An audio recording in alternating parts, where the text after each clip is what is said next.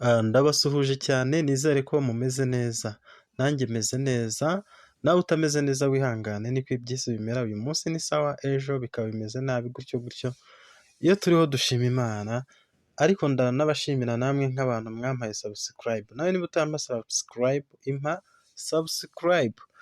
Muri aka kanya rero ngiye kukwereka amakuru ari muri iyi Pi network. Pi network yatangiye kera abantu bamwe bayikerensa abandi barakora nyine, ubwo amafaranga twayabonye bitewe n'uko twakoze.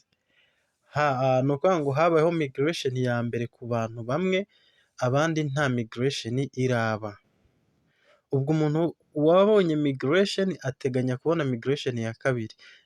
Umuntu utarabona migration nawe nimba yarakoze ibisabwa byose, ubwo arateganya kubona migration ya mbere kuko ubu nibyo bigiye gukurikira.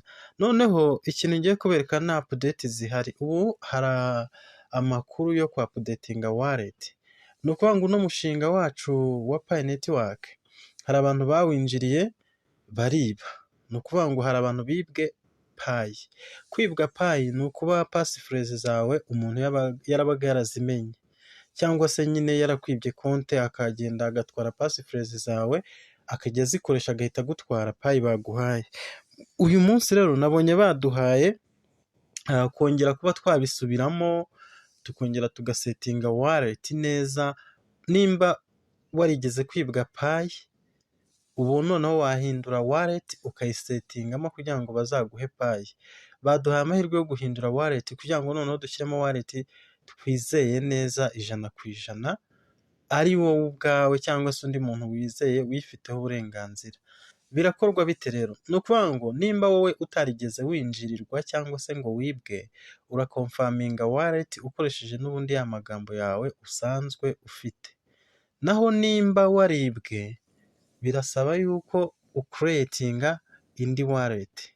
Nshobora kukwereka ngo byagenda gute ubaye waribwe uko wabigenza. Reka mpere ku bantu bibwe, abantu binjiriwe bakabatwara Pi zabo. Icyo wakora kugira ngo noneho batazagutwara Pi zawe, uraza nk'ibisanzwe unyura hano ku turongo dutatu, uhita uza hano kuri mainnet, ndabibereka step by step. Ahangaha uhakande, numara kuhakanda barahita baguha zino steps nyine. Ibi ni ibisanzwe, bakwereka izitara verifiwa, iziri transferable n'izo baguhawe ubushize.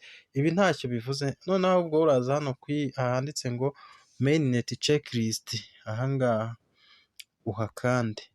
Ubwo wowe uri umuntu wibwe, numara kuhakanda ngira ngo urabibona kuri iyi step noneho ya gatatu yabaye umuhondo. Ubundi zari icyatsi kibisi zose ku bantu bose, urabona ni icyatsi kibisi zose, ariko iyi ngiyi ni umuhondo ku bantu bose. Bivuze ko umuntu wese arasabwa kuba yagira iki, yayihindura. Buri muntu wese arasabwa kuba yazana passphrase akazishyiramo.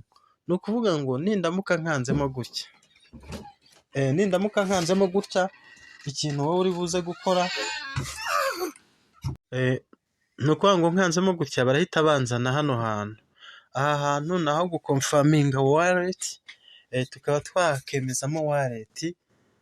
Nimba utaribwe, ya magambo yawe urayazana uyapestingemo hano muri aka kazu, ubundi ukande kuri confirm, barahita baguha email nayo ugenda uyikandeho. Nimba waribwe rero wowe ntabwo uzana aya magambo bakwibiyeho, ahubwo uranyura hano hantu handitse ngo create new wallet, ugahita ukanda hano kuri create new wallet, ukahakanda.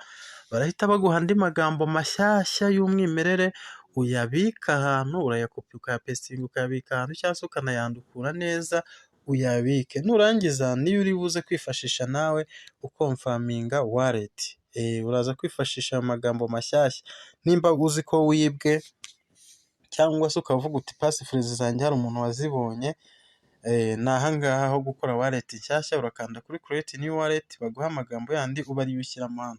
Nawe wowe nimba utaribwe, nyine icyo gukora ni ukuzana ya magambo yawe ugahita uyapestingamo ahangaha, warangiza ugakanda kuri confirm. Iyo umaze gukanda kuri confirm bahita baguha email, ukahita ujya muri email yawe ukareba akalinki baguhaye ukagakandaho, ubwo ukaba urayikonfaminze neza cyane. Ni ukuvuga ngo ubwo rero ntabwo nashyiramo amagambo yanjye hano mubireba murabibonye.